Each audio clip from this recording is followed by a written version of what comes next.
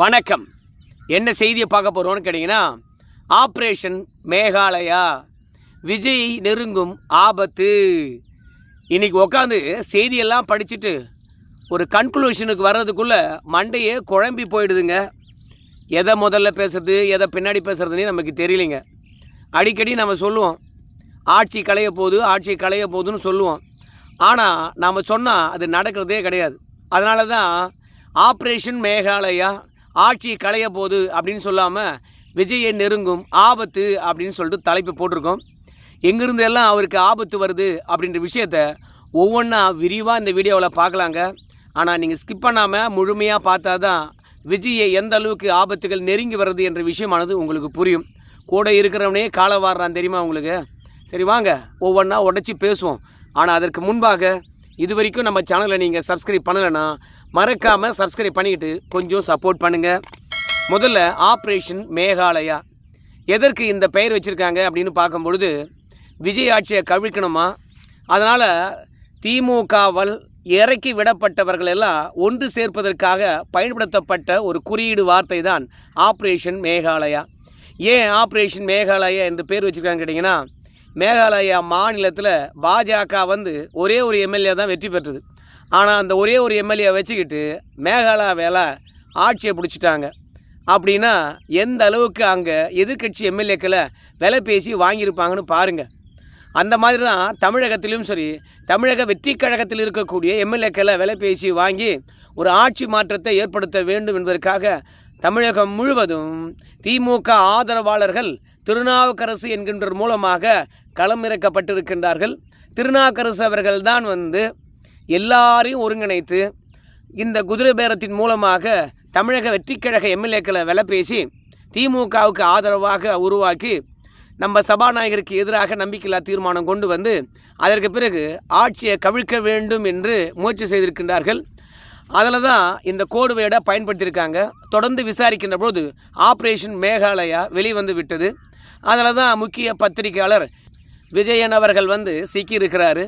விஜயனை பொறுத்த வரைக்கும் இந்த திருநாவுக்கரசு என்ற புரோக்கர் மூலமாக பல்வேறுபட்ட தகவலை கறந்துருக்கிறாரு. வாட்ஸ்அப் மூலமாக உரையாடி இருக்கிறாரு. அவர் பத்திரிகையாளர் என்ற முறையில் திருநாவுக்கரசு அவர்கள்கிட்ட சில தகவலை கேட்டு பெற்றதாகவும், அது மட்டும் இல்லை, திருநாவுக்கரசு அவர்களை பொறுத்த வரைக்கும் பல ஊடக விவாதங்களில் அண்ணாமலைக்கு ஆதரவாக களம் இறங்குவதனால அவரை விவாதங்களில் அழைப்பதற்காக திருநாவுக்கரசுடன் தொடர்பில் இருந்ததாக சொல்லப்பட்டாலும், ஆனால் திருநாவுக்கரசு குதிரை பேரத்தில் ஈடுபடுகின்ற விஷயமானது இந்த விஜயனுக்கு தெரிந்திருப்பதாகவும், பல வாட்ஸ்அப் உரையாடல்களில் திருநாவுக்கரசு அவர்களே சொல்லியிருப்பதாகவும் பல செய்திகள் வருது. இப்படி திருநாவுக்கரசு அவர்கள் சட்டவிரோத செயலில் ஈடுபடுவதை இந்த விஜயனுக்கு தெரிந்த பிறகும் ஏன் மறைத்தார்?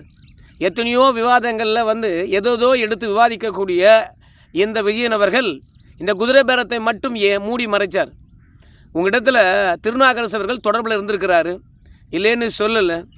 அவர் பல ரகசிய தகவல்கள் வாட்ஸ்அப் மூலமாக பகிர்ந்திருக்கின்றார்.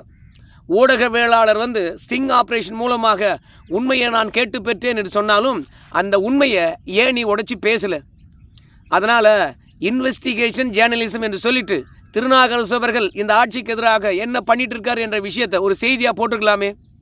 ஆக மொத்தத்தில் திருநாவுக்கரசு அவர்களை பொறுத்த வரைக்கும் விஜயனை ஒரு டூல் கிட்டாக பயன்படுத்தி யாரெல்லாம் அரசியல் ஆளுமைகள் விஜயனுடன் தொடர்பில் இருக்கின்றார்களோ அவருடன் இந்த ஆப்ரேஷன் மேகாலயா செயல்படுத்த வேண்டும் என்று தான் நினைச்சிருக்கிறாரு.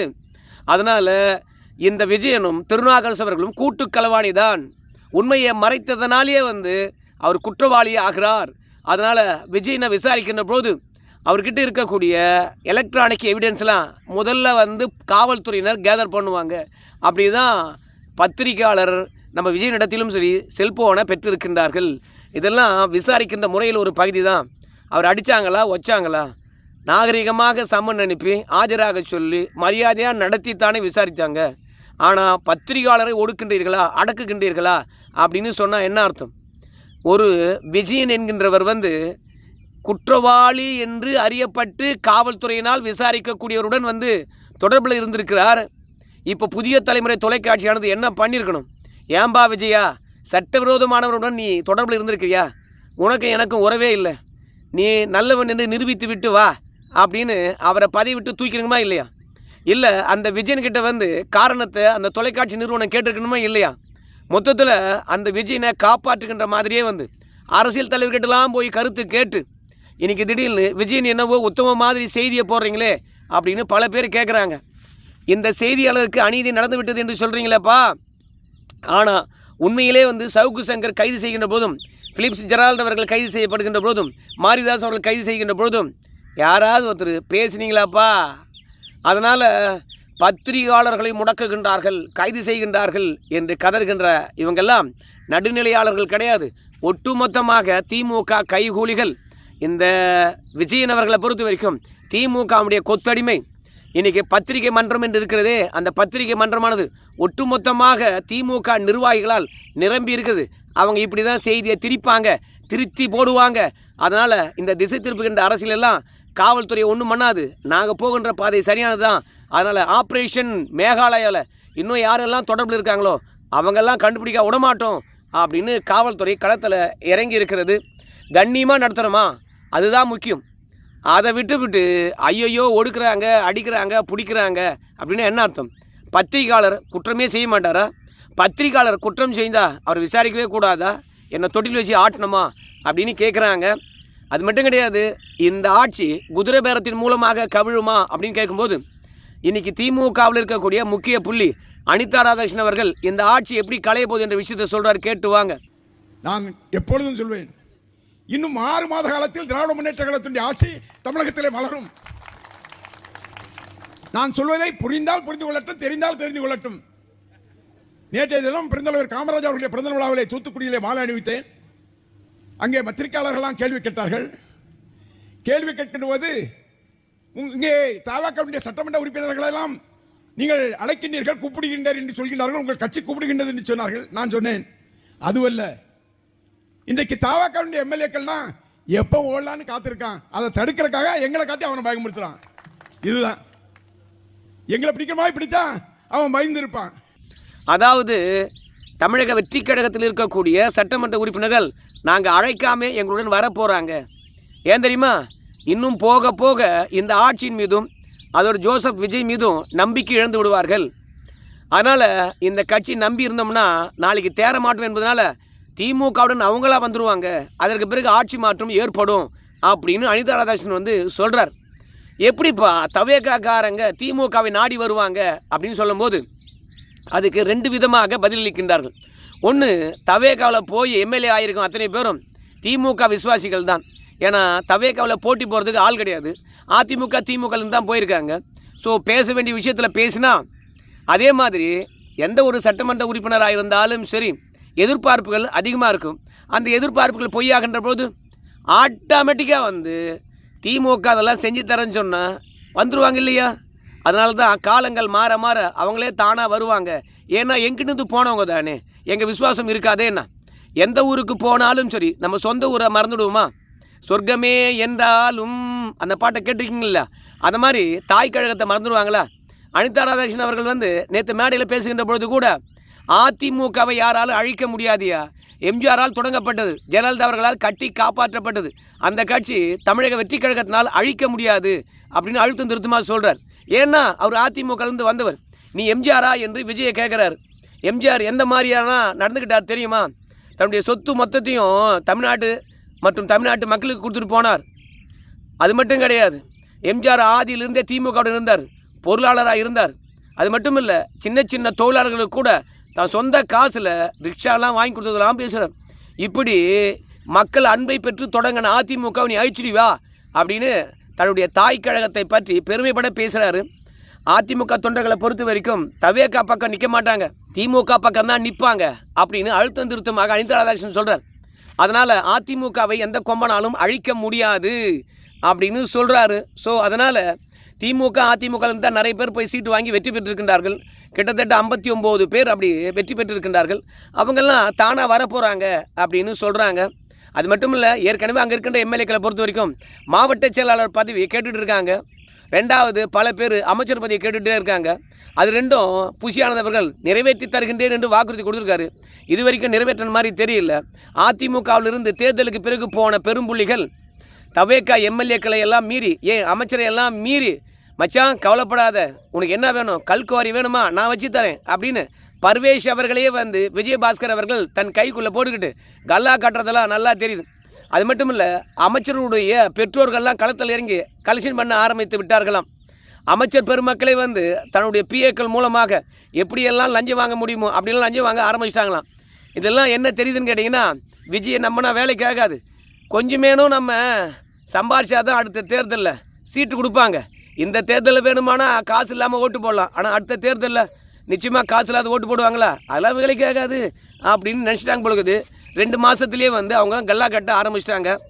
இதுக்கிடையில் வைகோ அவர்களே வந்து இந்த ஆட்சிக்கு வேட்டு வச்சுருவார் போல் இருக்குது. ஏன்னா திமுகவுடன் கூட்டணியில் இருந்தீங்க நீங்கள்லாம், ஆனால் அப்போது திமுக ஆட்சிக்கு எதிராக பேசுனீங்களா, குறைகளை சொன்னீங்களா? ஆனால் இப்போது நம்ம விஜய் ஆட்சிக்கு எதிராக குறையே சொல்லிட்டு இருக்கீங்க. அனைதினமும் பத்திரிகையாளரை சந்திக்கிறீங்க. தமிழக வெற்றி கழகத்தினுடைய ஆட்சியில் என்ன குறை இருக்குதுன்னு சொல்லிட்டு அடுக்கடுக்காக சொல்லிகிட்டே இருக்கீங்க. அனுபவம் பெற வேண்டாமா? இப்போ தான் அரசு ஆட்சி என்ன என்று அவங்க தெரிந்து கொண்டு இருக்கின்றார்கள், எல்லாவற்றையும் சீர் செய்து கொண்டு வருகின்றார்கள். அப்படி இருக்கும் பொழுது இப்போதே வந்து பத்திரிகையாளர் சந்தித்து எனக்கு இது வேணும், அது வேணும், இதை செய்யணும், அதை செய்யணும், இதை கோட்டை விட்டுட்டீங்க, இந்த ஆட்சியில் இது நல்லா இல்லை அப்படின்னு சொல்லிட்டு அனுதினமும் குற்றச்சாட்டு வச்சுக்கிட்டே இருக்கீங்களே. கூட்டணி தர்மம் என்று உங்களுக்கு ஒன்றுமே இல்லையா? திமுக கிட்ட அப்படி தான் பேசியிருந்தீங்களா அப்படின்னு வைகோ அவர்கள் வந்து பார்த்தீங்கன்னா தமிழக வெற்றி கழகத்தில் இருக்கக்கூடிய கம்யூனிஸ்ட் கட்சிகளையும் அப்புறம் விசிகாவையும் வச்சு செய்கிறாரு. அதாவது கூட்டணி தர்மம் என்றால், விசுவாசம் என்றால் இந்திய யூனியன் முஸ்லீம் லீக் மாதிரி இருக்கணும், இந்திய யூனியன் முஸ்லீம் லீக் மாதிரி இருக்கணும். திமுக கிட்ட இருக்கின்ற போது அவங்க மீது எந்த குறையும் வைக்கல, இப்போ தவேக கிட்ட இருக்கின்ற போது எந்த குறையும் வைக்கல. இப்போ வைகோவை பொறுத்த வரைக்கும் கூட்டணி விசுவாசம் என்றால் எப்படி இருக்கும் என்று எங்கிட்ட கேட்டு தெரிஞ்சுக்கோ அப்படின்னு சொல்லிவிட்டு இன்றைக்கி தவேகாவுக்கு ஆதரவளிக்கக்கூடிய கம்யூனிஸ்டுகளும் விசிகாவும் தேவையில்லை போடா அப்படின்னு வைகோ அவர்களை வச்சு சொல்கிற மாதிரியே தெரியுது. அதனால் இந்த ஆட்சி நீடிக்குமா நீடிக்காதா என்று தெரியல, இன்னும் போக போக தான் நமக்கு தெரியும். ஆனால் அனிதா ராதாகிருஷ்ணன் மட்டும் எப்போதும் மேடை ஏறினா இந்த ஆட்சி இருக்காது, 6 மாதத்துக்கு பிறகு நிச்சயமாக இருக்காது என்று அழுத்தம் திருத்தமாக சொல்கிறாரு. அதனால் கிட்டத்தட்ட 50 எம்எல்ஏக்கள் வந்து திருநாவுக்கரசு அவர்கள்கிட்ட வந்து பேசியிருப்பதாகவும் அந்த ஆடியோ முழுவதும் கைப்பற்றி இருப்பதாகவும் அந்த எம்எல்ஏக்கள் யார் யார் என்று இனம் கண்டுவிட்டு இருப்பதாகவும் அதனால் அவங்களுக்கு தமிழக வெற்றி கழகத்தின் சார்பிலே வந்து வைட்டமின்கள் போவதாகவும் அணிமாறாதீங்க அப்படின்னு சொல்லிட்டு தடுத்து வைத்திருப்பதாகவும் தகவல் கிடைக்கிறது. அதனால் ஏற்கனவே விலை போனவங்களை எப்படி தக்க வைக்க போகிறாங்க அப்படின்னு நமக்கு தெரியல. நிர்மல்குமார் அவர்களே சொல்கிறாரு, ஒரு எம்எல்ஏவுக்கு 50 கோடி வரைக்கும் பேசியிருக்காங்க. 50 கோடி பேசினா எப்படிங்க அந்த பக்கம் போகாமல் எங்களா கூட இருப்பாங்க? இருந்தாலும் தூய ஆட்சி தரப்போகிறோம். நிச்சயமாக எவ்வளோ முயற்சி பண்ணாலும் சரி இந்த ஆட்சியை கலைக்க முடியாது.